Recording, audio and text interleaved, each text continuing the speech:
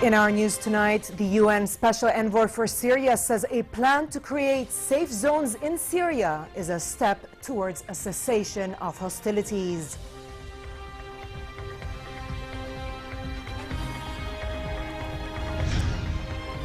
An open-ended hunger strike by hundreds of Palestinian prisoners in Israeli jails continues for the 18th day in a row.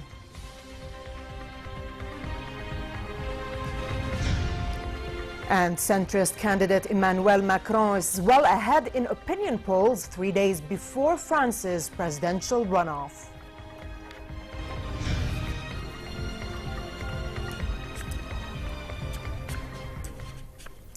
Good evening and welcome to the news at 10.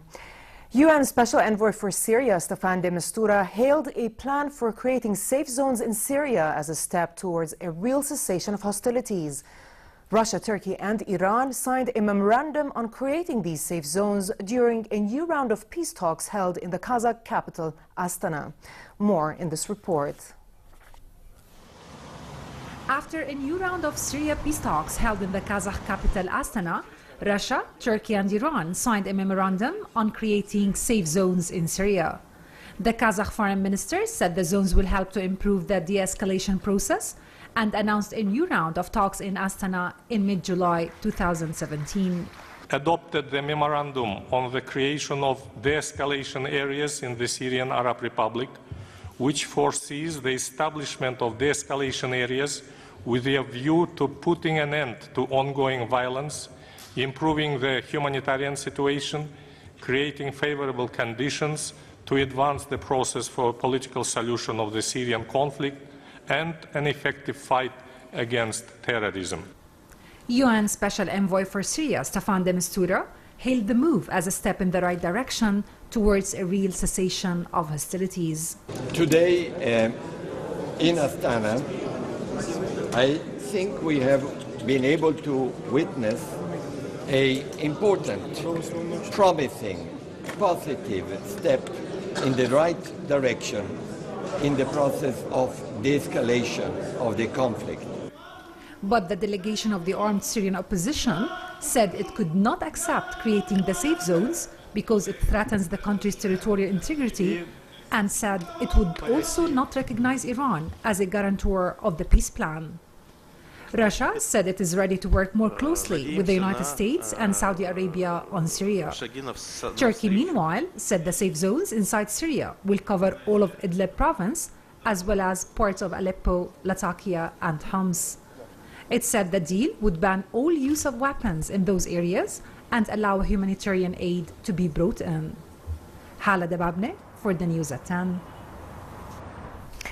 Meanwhile, on the ground, videos uploaded on social media showed the aftermath of airstrikes in Hama province.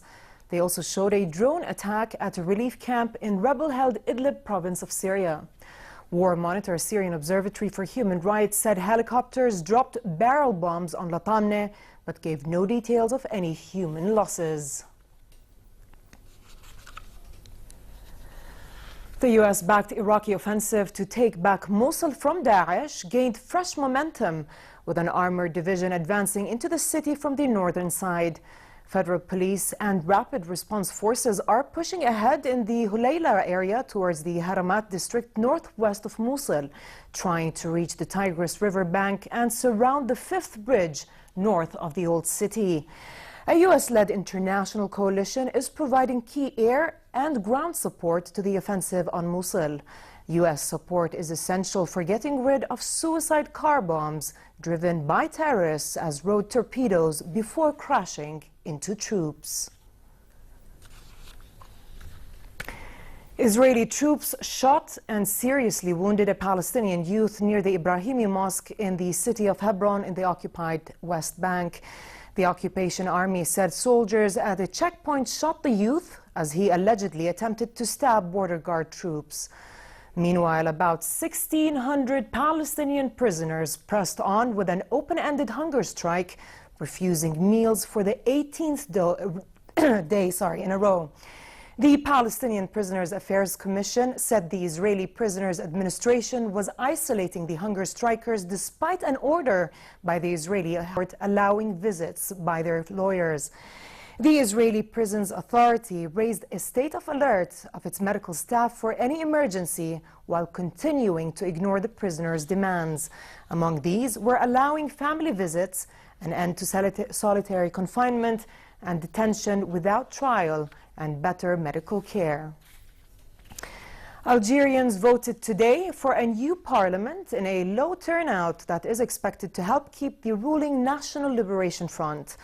Making his first public appearance since late last year, 80-year-old Algerian President Abdelaziz Bouteflika cast his vote.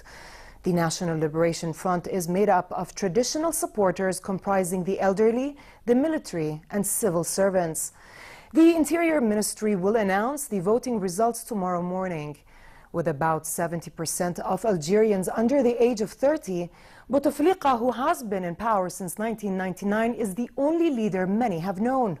The National Assembly is also widely seen as a rubber-stamp legislature, unwilling and unable to offer any real change. Back here at home and in Parliament's last ordinary session, the Senate returned a draft law amending the Civil Aviation Bill to the lower house. The legislation regulates the licensing of airports, air aviation and meteorological services to civil aviation in line with Jordanian standards and international agreements. It also aims to ensure air traffic safety and the mandating of powers for inspection of airports and air aviation. Also in the session, chaired by Speaker Faisal Al-Fayez and attended by cabinet ministers, the Senate passed the bill on the rights of people with disability, which is in line with the national strategy to integrate people with disability into public life and ensure equal opportunity. Deputizing for Prime Minister Hani Al-Mulki, Minister of Labour Ali Al-Ghazawi inaugurated the new Information Technology Centre. The opening signaled the launch of new electronic services, including electronic passes and inspection.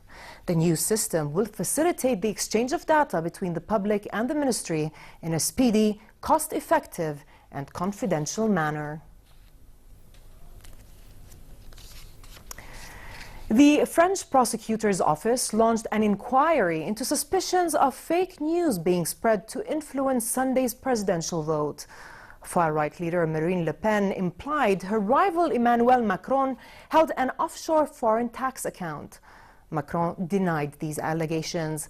According to the latest opinion poll, Macron will beat Le Pen by 61% to 39% in the presidential runoff. Here's more. Their last showdown before France chooses its next president on Sunday. Far-right candidate Marine Le Pen and centrist Emmanuel Macron clashing on their vision of the country's future, the euro and ways of fighting terrorism. The National Front's Le Pen attacking her rival as heir to the outgoing unpopular socialist government and playing up his background as a former investment banker and economy minister, using the platform to criticise her 39-year-old opponent as a smirking banker representing globalisation gone wild. But Macron struck back, telling Le Pen she was talking nonsense and not answering the questions, a point also raised by his supporters. I think that Emmanuel Macron is really very, very good. He explains his manifesto well, despite Marine Le Pen's attacks. She's done nothing but attack him from the beginning, and we've not understood her programme at all so far. Macron savaged Le Pen's flagship policy of abandoning the euro, calling it a fatal plan that would unleash a currency war, and pressing her on how it would work in practice. The sharpest exchange was over national security, a sensitive issue in a country where more than 230 people have been killed by Islamist militants since 2015. The ill-tempered televised debate attracted millions of viewers. A Snap opinion poll showing 63% found Macron more convincing, reinforcing his status as favourite to win on Sunday. Opinion polls show he has a strong lead of 20 percentage points over Le Pen. The U.S. House Rules Committee approved a Republican health care bill last night. The move cleared a procedural hurdle ahead of a planned vote today on the legislation by the entire chamber. The bill would roll back the 2010 Affordable Care Act, known as Obamacare, while keeping in place some key provisions and creating an $8 billion fund to cover costs for those with pre-existing conditions who would face higher costs under the new system. House Republican leaders have expressed confidence the bill to repeal Obamacare will pass. But even if it passes, the measure faces daunting odds in the Senate, where Republicans hold a narrower majority. Republican Senator Bob Corker said there was no way the health care bill would receive a quick up or down vote in the Senate. China said it wants to be good neighbors with North Korea. The comment came after Pyongyang's state news agency published rare criticism of Chinese state media commentaries calling for tougher sanctions over its nuclear program. The United States has urged China to do more to rein in North Korea's nuclear and missile programs after the Trump administration warned that an era of strategic patience is over. Beijing has repeatedly said that while it is happy to help arrange talks, it is ultimately up to the U.S. and North Korea to sort out their differences. Diplomats say Washington and Beijing are negotiating a possible stronger UN Security Council response, such as new sanctions to North Korea's ballistic missile launches in defiance of UN Security Council resolutions. Buckingham Palace announced that 95-year-old Prince Philip, the husband of Britain's Queen Elizabeth, would retire this autumn from active public life. Philip, who is known as the Duke of Edinburgh and has sometimes drawn attention with headline-grabbing gaffes, joked about no longer being able to stand up much. Philip, who has been by the Queen's side throughout her 65 years on the throne, has been described by his wife as her strength and stay. This report has more. Britain's Prince Philip will be retiring from royal duties this autumn. The Queen's husband, who's 95 years old, will permanently stand down from public engagements. Buckingham Palace released a statement on Thursday after a meeting of senior royal staff. Before it, Twitter went into a frenzy with all sorts of speculation as to what the news could be. Prime Minister Theresa May paid tribute to Prince Philip for his contribution to Britain and beyond. She praised his steadfast support of Queen Elizabeth and the Prince's patronage of hundreds of charities and good causes. The Duke of Edinburgh's patron, president or a member of over 780 organisations.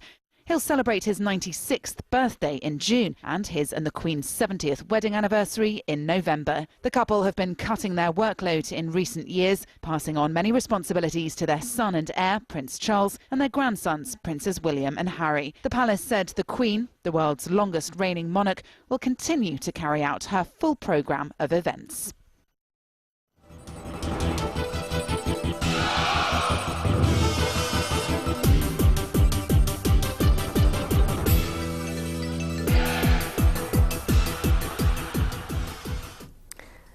Basketball players will be allowed to wear headgear for religious reasons.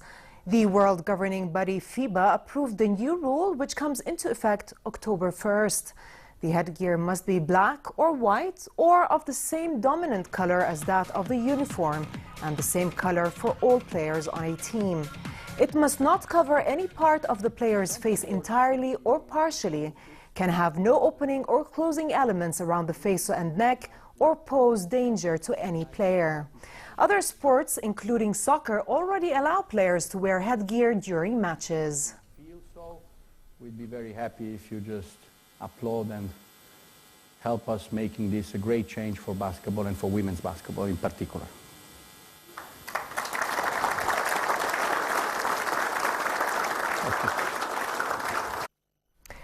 Fernando Alonso was quickly up to speed at the famed Brickyard yesterday, blazing through his IndyCar rookie orientation to close on earning a spot on the starting grid for the Indianapolis 500.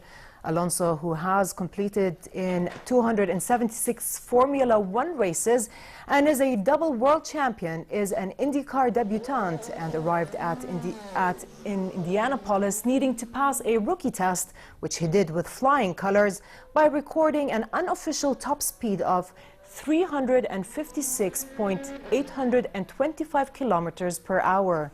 The 35-year-old Spaniard will now focus on getting more familiar with his IndyCar ahead of qualifying on May 20th and 21st.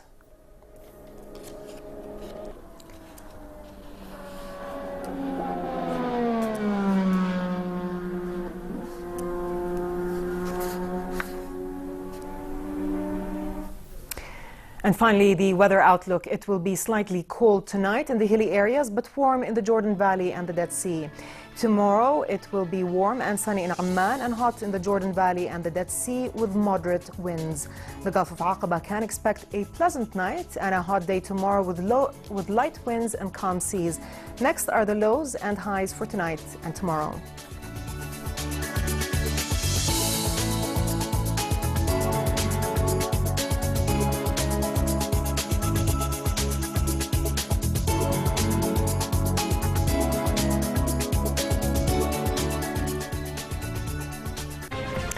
A reminder of our top stories before we end the news.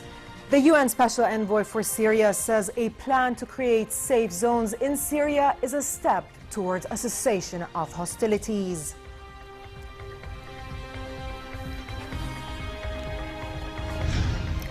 An open-ended hunger strike by hundreds of Palestinian prisoners in Israeli jails continues for the 18th day in a row.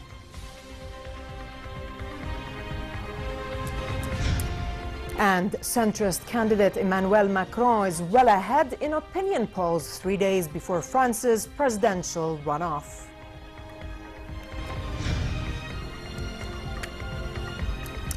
With this, we reach the end of tonight's news. I'm Dana Abusham. Thanks for watching and have a good night.